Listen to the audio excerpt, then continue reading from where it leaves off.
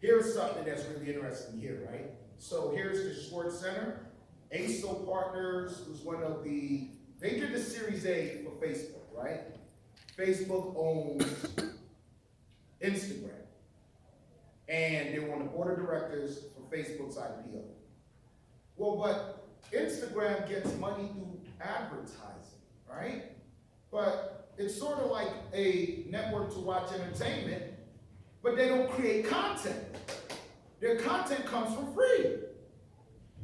In fact, it's their top users, and people call them influencers, which is like mini celebrities.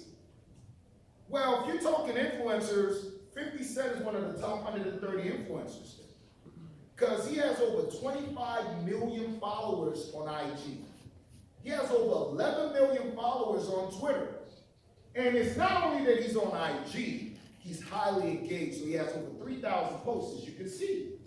Over 3,000 posts, 25.4 million.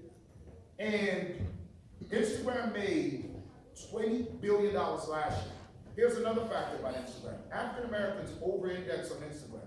Instagram reaches 45% of African American households in America. African Americans are 20 points higher than everybody else on IG.